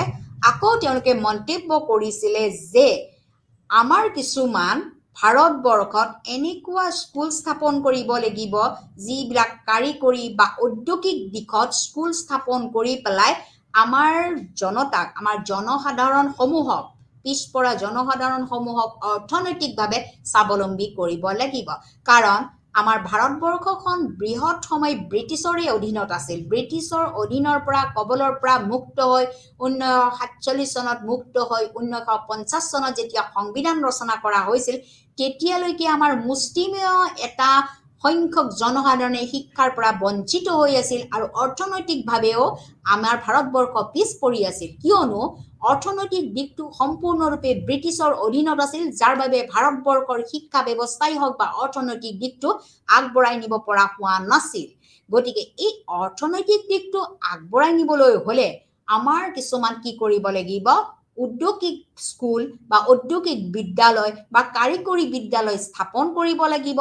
যাৰ জৰিয়তে তেওঁলোকে এটা নিৰ্দিষ্ট কাৰিকৰী বা উদ্যোগত তেওঁলোকে সংস্থাপিত হৈ পেলাই অৰ্থনৈতিকভাৱে তেওঁলোকে স্বাৱলম্বী হ'ব পাৰে গতিকে এইটো গুৰুত্বপূৰ্ণ পৰামৰ্শ আমাৰ মাধ্যমিক শিক্ষা আয়োগৰ 1952 আৰু 53 চনৰ এইখন আয়োগত গঠন কৰোতে তেওঁলোকে উল্লেখ কৰিছিলে ইয়াৰ পৰৱৰ্তী পৰ্যায়ত যেটো আমাৰ পৰীক্ষা ব্যৱস্থা আমাৰ পৰীক্ষা কেনেকুৱা হ'ব লাগিব কাৰণ শিক্ষা ব্যৱস্থাৰ অন্তত আনুষ্ঠানিক শিক্ষা ব্যৱস্থাৰ অন্তত প্ৰত্যেকজন ছাত্ৰ ছাত্ৰীয়ে মূল্যায়নত অৱতীৰ্ণ হ'ব লাগে মূল্যায়নৰ জৰিয়তেহে আমি ক'ব পাৰো যে ছাত্ৰ ছাত্ৰীখিনি কিমানখিনি দক্ষতা লাভ কৰিছে বা তেওঁলোকে কিমানখিনি আগবাঢ়ি যাব কিমানখিনি সফলতা পালে বা কিমানখিনি বিফলতা পালে এই বিষয়বস্তুটোৰ ওপৰত গুৰুত্ব প্ৰদান কৰিয়ে যে মাধ্যমিক শিক্ষা ব্যৱস্থাৰ যেটো পৰীক্ষা এই পৰীক্ষা ব্যৱস্থাটো ৰিফৰ্ম কৰিব লাগিব মানে পুনৰ্গঠন কৰিব লাগিব পৰীক্ষা ব্যৱস্থা আমাৰ কি হ'ব লাগিব আমাৰ মান্থলি হ'ব লাগিব উইকলি হ'ব লাগিব মান্থলি হ'ব লাগিব কোৱাৰ্টাৰলি হ'ব লাগিব গতিকে আমাৰ এনুৱেল হ'ব লাগিব এই বিভিন্ন পৰ্যায়ত আমাৰ ক্লাছ টেষ্ট হওক বা আমাৰ এমহীয়া পৰীক্ষা হওক তিনিমহীয়া হওক ছমহীয়া হওক বা বছৰীয়া হওক বা সেমিষ্টাৰ সিস্টেমত আমি কি কৰিব লাগিব পৰীক্ষা ব্যৱস্থা কৰিব লাগিব আৰু ইয়াৰ উপৰি যেটো মূল্যায়নৰ ব্যৱস্থা এই মূল্যায়নৰ ব্যৱস্থাটো আমাৰ কি ধৰণৰ হ'ব লাগিব গ্ৰেড সিস্টেম হ'ব লাগিব নে মাৰ্কিং সিস্টেম হ'ব লাগিব নম্বৰ দিব লাগিব না গ্ৰেড দিব লাগিব এই বিষয়টোৰ কথা উপলব্ধি কৰিছিলে পোন প্ৰথমবাৰৰ বাবে আমাৰ মাধ্যমিক শিক্ষা আয়োগ 1952 আৰু 53 চনৰ এই শিক্ষা আয়োগখনে গুৰুত্ব প্ৰদান কৰিয়ে তেওঁলোকে কৈছিলে যে আমি ব্যাপকভাৱে আমাৰ যেটো পৰীক্ষা ব্যৱস্থা প্ৰচলিত যেটো পৰীক্ষা ব্যৱস্থা আছিল আনুষ্ঠানিক শিক্ষা এই প্ৰচলিত যেটো আনুষ্ঠানিক শিক্ষা ব্যৱস্থাটো কি কৰিব লাগিব সম্পূৰ্ণ ৰূপে সলনি কৰিব লাগিব কমপ্লিটলি ৰিফৰ্ম কৰিব লাগিব আৰু এইটো এটা বহল পৰিসৰ ব্যাপক পৰিসৰ কৰি তুলিব লাগিব যাৰ জৰিয়তে তেওঁলোকে টাইম টু টাইম সময়ে সময়ে নিজস্ব পাঠ্যক্ৰমৰ অলপ দিক অন্তৰ্ভুক্ত কৰি আমাৰ পৰীক্ষা ব্যৱস্থা ব্যাপক কৰি তোলাৰ লগতে যেটো তেওঁলোকৰ মূল্যায়ন কৰিব শিক্ষকসকলে নিজ নিজ বিষয়ৰ ওপৰত এই সিস্টেমটো বা এই পদ্ধতিটো সলনি কৰিব লাগিব ইয়াৰ উপৰিও এই কমিশনখনে বা এই কমিটিখনে আৰু এটা কথা উল্লেখ কৰিছিলে যে যিবিলাক পাব্লিক এক্সামিনেশন আছে যিবিলাক আমাৰ ব্যক্তিগত যিবিলাক পৰীক্ষা ব্যৱস্থা আছে এই পৰীক্ষা ব্যৱস্থাটো আমাৰ মাধ্যমিক শিক্ষা ব্যৱস্থাত কি কৰিব লাগিব অন্তৰ্ভুক্ত কৰিব লাগিব যাৰ জৰিয়তে আমাৰ পৰীক্ষা ব্যৱস্থাৰ এটা সম্পূৰ্ণৰূপে ৰিফৰ্ম হ'ব বা পুনৰ্গঠন হ'ব ইয়াৰ উপৰিও তেওঁলোকে লাষ্ট যেটো আমাৰ পৰ্যায়ত আমাৰ শিক্ষকসকলৰ ওপৰত গুৰুত্ব প্ৰদান কৰিয়ে ইতিমধ্যে মই কৈছো যে শিক্ষকজনেই হৈছে কি ৰাইট পাথ তেওঁলোকে আমাৰ উপযুক্ত ৰাস্তাটো দেখুৱাই দিব যে ল'ৰা ছোৱালীয়ে শিক্ষাৰ অন্তত তেওঁলোকৰ নিজৰ শিক্ষাৰ অন্তত কোন ফালে যাব কেনেকে যাব কিদৰে নিজকে স্বাৱলম্বী হ'ব পাৰিব বা তেওঁলোকৰ বৌদ্ধিক যোগ্যতা অনুসৰি তেওঁলোকে কিদৰে অৱতীৰ্ণ হ'ব পাৰিব বা কোনফালে গ'লে তেওঁলোকৰ নিজে লাভান্বিত হৈ নিজকে স্বাৱলম্বী হৈ দেশখনক অৰ্থনৈতিকভাৱে টনকিয়াল কৰিব পাৰিব এই কথাটোৰ উপলব্ধি কৰিয়ে কি কৰিছিলে যিটো শিক্ষকতা বৃত্তি এই বৃত্তিটোৰ উন্নতি সাধনৰ ওপৰত ব্যৱস্থা গ্ৰহণ কৰিছিলে যে তেওঁলোকক কিদৰে উন্নতি আমি কৰিব পাৰিম বা উন্নতিকৰণৰ বাবে আমি কি দিহা পৰামৰ্শ ল'ব লাগিব তেওঁলোকৰ যিটো প্ৰফেশন যেটো আমাৰ শিক্ষকতাৰ যিটো প্ৰফেশন এই প্ৰফেশনৰ লগত যিবিলাক পাৰিতোষিক থাকে বা প্ৰশিক্ষণ ব্যৱস্থা থাকে এইবিলাক বস্তু আমি কি কৰিব লাগিব উন্নতিকৰণ কৰাৰ বাবে এই মাধ্যমিক শিক্ষা আয়োগখনে এটা গুৰুত্বপূৰ্ণ পৰামৰ্শ আগবঢ়াইছিলে গতিকে এই মাধ্যমিক শিক্ষা যিখন আয়োগ 1952 আৰু 53 চনক যাক আমি মুডালিয়ৰ আয়োগ হিচাপে আমি পৰিচিত বা মুডালিয়ৰ আয়োগ হিচাপে ইয়াক কোৱা যায় এই আয়োগখনৰ কিন্তু প্ৰভাৱ যথেষ্ট পৰিমাণৰ এই আয়োগখনে সম্পূৰ্ণৰূপে উচ্চ শিক্ষাত আগবঢ়াই নিয়াৰ ক্ষেত্ৰত তাৰ পৰৱৰ্তী পৰ্যায়ত যিখন আয়োগ গঠন কৰা হৈছিল যে ভাৰতীয় শিক্ষা আয়োগ বা কোঠাৰী আয়োগ 1964 আৰু 66 যিখন আয়োগ গঠন কৰিছিল তাক আগুৱাই নিয়াৰ ক্ষেত্ৰত যথেষ্ট প্ৰভাৱ বিস্তাৰ কৰিছে গতিকে এই প্ৰভাৱসমূহৰ ভিতৰত প্ৰথমটো প্ৰভাৱ বিস্তাৰ কৰিছে যে শিক্ষকসকলৰ যিটো শৈক্ষিক যিটো টিচিং লাইন শৈক্ষিক যিটো আৰু বৃত্তিমূলক যিটো নিৰ্দেশনা যিটো ভকেশনাল গাইডেন্স এই গাইডেন্সটো তেওঁলোকে কি কৰিছিলে প্ৰদান কৰিছিলে যে শিক্ষকসকলৰ যিটো শৈক্ষিকতা বা শিক্ষাৰ মানদণ্ড শিক্ষকসকলক কিদৰে উন্নীতকৰণ কৰা হ'ব তেওঁলোকক কি প্ৰশিক্ষণ দিয়া হ'ব বিষয় অনুযায়ী বা ডিপাৰ্টমেন্ট বিভাগীয় দিশত ধৰক কলাত্মক বিষয় বা বিজ্ঞানসন্মত বিষয় বা যিবিলাক আমাৰ কমাৰ্চৰ বিষয় আছে বাণিজ্যিক বিষয় আছে ঔদ্যোগিক বিষয় আছে বৃত্তিমূলক বিষয় আছে এই বিষয়সমূহৰ শিক্ষকসকলৰ যিটো শৈক্ষিকতাৰ মানদণ্ড তাৰ এই মানদণ্ড আগবঢ়াই নিবৰ বাবে বহুত নিৰ্দেশনা তেওঁলোকে আগবঢ়াই থৈ গৈছে লগতে বৃত্তিমূলক দিক যিটো আমাৰ সেকেন্ডাৰী এডুকেশ্যন শুড বি ভকেশনালাইজেশ্যন যিটো মাধ্যমিক শিক্ষা ব্যৱস্থা আমাৰ কি হ'ব লাগিব বৃত্তিমূলককৰণ হ'ব লাগিব আৰু এই বৃত্তিমূলককৰণ হ'বলৈ হ'লে কি নিৰ্দেশনা দিয়া হ'ব ইয়াৰ ওপৰত গুৰুত্ব প্ৰদান কৰিছিলে ইয়াৰ পৰৱৰ্তী পৰ্যায়ত আমাৰ ভাৰতীয় শিক্ষা ব্যৱস্থাত প্ৰভাৱ বিস্তাৰ কৰা অন্য এটা গুৰুত্বপূৰ্ণ দিশ হৈছে যে কৃষি শিক্ষা দ্য এগ্ৰিকালচাৰেল এডুকেশ্যন যিটো কৃষি শিক্ষাৰ ওপৰত আমি গুৰুত্ব দিব লাগিব ভকেশন বা বৃত্তি যিকোনো বৃত্তি এটা গ্ৰহণ কৰিবলৈ হ'লে আমাৰ কৃষি বিষয়টো আমাৰ উন্নীতকৰণ হ'ব লাগিব আমাৰ কৃষিগত মানদণ্ড উন্নীতকৰণ কৰিবৰ বাবেও পৰৱৰ্তী পৰ্যায়ত তেওঁলোকৰ এইটো যিটো নিৰ্দেশনা এই নিৰ্দেশনাৰ ভিত্তিতে আমাৰ ভাৰতবৰ্ষত এগ্ৰিকালচাৰেল ইউনিভাৰ্চিটি স্থাপন কৰা হৈছিল কৃষি বিশ্ববিদ্যালয় স্থাপন গতিকে কৃষিৰ মানদণ্ড উন্নতকৰণ কৰিবলৈহে আমাৰ কি হ'ব যিকোনো এটা উদ্যোগ আগবাঢ়ি যাব পাৰিব বা বাণিজ্যিকভাৱে ছাত্ৰ ছাত্ৰীসকলে যিকোনো এটা বৃত্তি গ্ৰহণ কৰিব পাৰিব এই কথাটোৰ উপলব্ধি কৰিয়ে যে ভাৰতীয় শিক্ষা ব্যৱস্থাত যে এগ্ৰিকালচাৰ বা কৃষি বিষয়টো কি কৰিব লাগিব অন্তৰ্ভুক্ত কৰিব লাগিব আৰু কৃষি বিশ্ববিদ্যালয় স্থাপন কৰিব লাগিব এগ্ৰিকালচাৰ ইউনিভাৰ্চিটি এই কথাটোৰ উপলব্ধি কৰি কৃষি শিক্ষাৰ ওপৰত তেওঁলোকে কি কৰিছিলে গুৰুত্ব প্ৰদান কৰিছিলে আটাইতকৈ এটা গুৰুত্বপূৰ্ণ বিষয়বস্তু বা প্ৰভাৱ যিটো পৰৱৰ্তী পৰ্যায়ৰ আয়োগখনৰ ওপৰত গুৰুত্ব প্ৰদান কৰা হৈছে বা গুৰুত্ব সহকাৰে লৈ তেওঁলোকে সেই আয়োগখনত অন্তৰ্ভুক্ত কৰিছে ইয়াৰ পৰৱৰ্তী পৰ্যায়ত অন্য এটা প্ৰভাৱ বিস্তাৰ কৰা এই আয়োগখনৰ অন্য এটা গুৰুত্বপূৰ্ণ দিশ হৈছে যিটো শিক্ষা পদ্ধতি গতিশীল হ'ব লাগিব মুভমেন্ট হৈ থাকিব লাগিব আমাৰ চেঞ্জেবল হ'ব লাগিব সময় পৰিস্থিতিৰ লগে লগে আমাৰ পৰিৱেশ পৰিস্থিতি আৰু সমাজ পৰিৱৰ্তনৰ লগে লগে আমাৰ শিক্ষা পদ্ধতিও কি হ'ব লাগিব গতিশীল হ'ব লাগিব শিক্ষাৰ যিবিলাক নতুন পদ্ধতি বৈজ্ঞানিক পদ্ধতি বা যিকোনো টেকনিক্যাল পদ্ধতি যিবিলাক কাৰিকৰী পদ্ধতি এই পদ্ধতিবিলাক আমাৰ সময় ব্যৱস্থাৰ লগত কি হ'ব লাগিব মিলি যাব লাগিব আমাৰ যেটো সমাজখন সময়ৰ লগে লগে পৰিৱৰ্তন হয় দেশখন পৰিৱৰ্তন হয় যিকোনো নতুন বিষয়বস্তু আহি পৰে এই বিষয়বস্তুবিলাক খাপ খোৱাবৰ বাবে এই বিষয়বস্তুসমূহৰ লগত পৰিচয় কৰাই দিবলৈ হ'লে আমাৰ শিক্ষা পদ্ধতিৰ বিষয়বস্তুখিনি কি হ'ব লাগিব গতিশীল হ'ব লাগিব আৰু লগতে প্ৰগতিশীল প্ৰদান কৰিব লাগিব প্ৰগ্ৰেছিভ হ'ব লাগিব গতিকে গতিশীল হলেহে আমাৰ কি হ'ব শিক্ষা ব্যৱস্থা প্ৰগ্ৰেছিভ হ'ব গতিকে প্ৰগ্ৰেছিভ হ'ব লাগিলে আমাৰ শিক্ষাৰ পদ্ধতি বা শিক্ষাৰ মানদণ্ড বা শিক্ষাৰ যিবিলাক কৌশল এই কৌশলসমূহ আমাৰ কি হ'ব তাত অৱতীৰ্ণ কৰিব লাগিব যে কোনটো কৌশল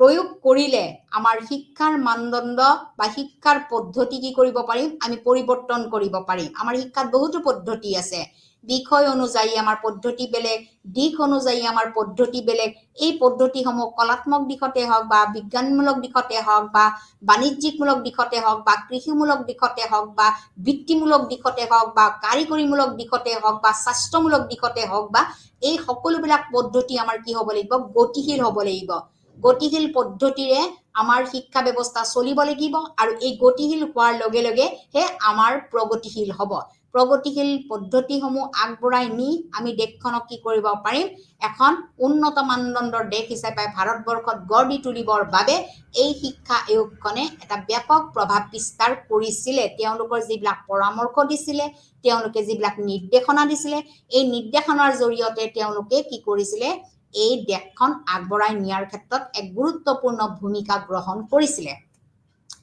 ইয়াৰ পৰৱৰ্তী পৰ্যায়ত অন্য এটা প্ৰভাৱৰ কথা মই ক'বলৈ লৈছো সেইটো হৈছে শিক্ষকসকলৰ অৰ্থনৈতিক আৰু সামাজিক স্থিতি বৃদ্ধি কৰা এতিয়া মই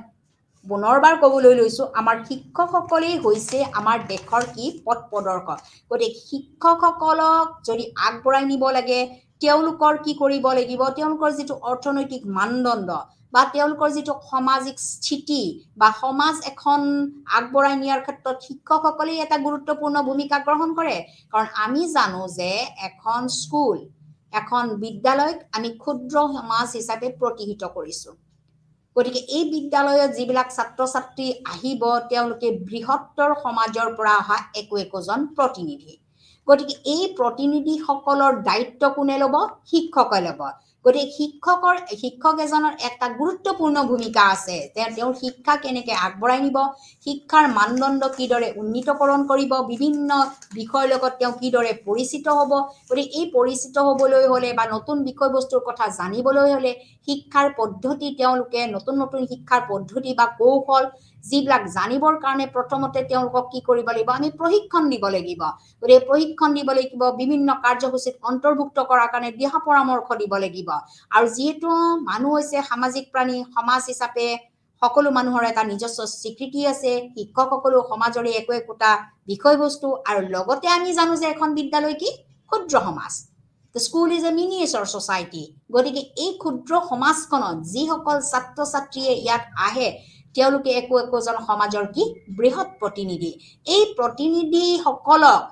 লিডাৰ লোৱাটো বা দায়িত্ব লোৱাটো বা নেতৃত্ব লোৱাটো হৈছে শিক্ষকৰ আটাইতকৈ গুৰুত্বপূৰ্ণ বিষয়বস্তু গতিকে শিক্ষকজনে কিদৰে গুৰুত্ব সহকাৰে বস্তুটো আগবঢ়াই নিব এই আগবঢ়াই নিবৰ বাবে শিক্ষকসকলৰ কথা এই আয়োগখনে উল্লেখ কৰিছিলে যে যেটো অৰ্থনৈতিক ব্যৱস্থা অৰ্থাৎ চেলাৰী তেওঁলোকে যেটো পাৰিতোষিক পায় এই পাৰিতোষিকৰ মানদণ্ড বৃদ্ধি কৰাৰ কথা তেওঁলোকে পোন প্ৰথমবাৰৰ বাবে উল্লেখ কৰিছিলে আৰু যেটো সামাজিক স্থিতি যেটো সোশিয়াল ষ্টেটাস সামাজিক শিক্ষক এজনৰ সমাজৰ গুৰুত্ব কিমান সমাজ এখন আন্ধাৰৰ পৰা পোহৰৰ বাট দেখুৱা ব্যক্তিজনেই হৈছে শিক্ষক কাৰণ শিক্ষক নহলে যেনেকে পাঠদান নহয় শিক্ষকজন নহলে কিন্তু সমাজৰ এটা পাৰ্ট সদায় কি হৈ থাকে এটা অংশ সদায় অন্ধকাৰ হৈ থাকে কাৰণ শিক্ষকজনে জেউতি প্ৰদান কৰিব বা পথ প্ৰদৰ্শক হিচাপে কাম কৰিব যেনেকে বহু সময়ত আমি কওঁ the teacher is a friend philosopher and guide শিক্ষকজনে হৈছে কি বন্ধু পথ প্ৰদৰ্শক গতিকে নিৰ্দেশনা দিয়া জন ব্যক্তি গতিকে তেওঁৰ এই কথাটো উপলব্ধি কৰি শিক্ষকসকলৰ এই কথাটো উপলব্ধি কৰি আমি কি কৰিব লাগিব সামাজিক স্থিতি বৃদ্ধি কৰিব লাগিব গতিকে শিক্ষকসকলৰ অৰ্থনৈতিক আৰু সামাজিক স্থিতি বৃদ্ধি কৰাৰ কথা পোন প্ৰথমবাৰৰ বাবে এইখন মাধ্যমিক শিক্ষা আয়োগ 1952 আৰু 53 এই আয়োগখনে পোন প্ৰথমবাৰৰ বাবে উল্লেখ কৰিছিলে ইয়াৰ পৰৱৰ্তী পৰ্যায়ত তেওঁলোকৰ অন্য এটা পৰামৰ্শ আছিল যে বস্তুনিষ্ঠ পৰীক্ষাৰ মূল্যায়ন কৰিব লাগিব আৰু এই বস্তুনিষ্ঠ পৰীক্ষাসমূহ আমাৰ কি হ'ব লাগিব শিক্ষা ব্যৱস্থাৰ এক অবিচ্ছেদ্য অংগ হ'ব লাগিব যেটো আমাৰ অবজেক্টিভ টাইপ কোৱেশ্চন আমাৰ বস্তুনিষ্ঠ প্ৰশ্নসমূহ আমাৰ প্ৰত্যেকটো সেকশন প্ৰাইমেৰী মাধ্যমিক আৰু উচ্চ শিক্ষাত অন্তৰ্ভুক্ত হ'ব লাগিব আৰু এইটো এটা পাৰ্ট হ'ব লাগিব it is a part of education যাক আমি অবিচ্ছেদ্য অংশ হিচাপে অংশগ্ৰহণ কৰিব লাগিব গতিকে ভাৰতীয় শিক্ষা ব্যৱস্থা যি চাৰিখন আয়োগৰ কথা পোনপ্ৰথমতে মই আপোনালোকৰ লগত আলোচনা কৰিলোঁ ইয়াৰ প্ৰথমখনেই হৈছে যে আমাৰ বিশ্ববিদ্যালয় শিক্ষা আয়োগ আৰু পৰৱৰ্তীখন হৈছে মাধ্যমিক শিক্ষা আয়োগ এতিয়া বিশ্ববিদ্যালয় শিক্ষা আয়োগখনে কেৱল বিশ্ববিদ্যালয়ৰ কথা বিশ্ববিদ্যালয়খন কেনেকৈ আগবাঢ়ি যাব তেওঁলোকৰ শিক্ষাগত মানদণ্ড শিক্ষকৰ মানদণ্ড আৰু বিশ্ববিদ্যালয়ৰ অধীনত থকা যিসকল মহাবিদ্যালয় আছে কেনেকৈ আগবঢ়াই নিব লাগিব এই বিষয়ে উল্লেখ কৰিছিলে কিন্তু ইয়াৰ যিটো পৰৱৰ্তী পৰ্যায়ত মই যিখন আপোনালোকৰ লগত বৰ্তমান আলোচনা কৰি আছিলোঁ যে মাধ্যমিক শিক্ষা আয়োগ 1950-53 এইখনে কেৱল মাধ্যমিক শিক্ষাৰ ওপৰতে আলোচনা কৰিলে গতিকে মই বৰ্তমান আপোনালোকক এই দুখন আয়োগৰ কথা আলোচনা কৰিলোঁ পৰৱৰ্তী পৰ্যায়ত মই আৰু দুখন আলোচনা কৰিম নমস্কাৰ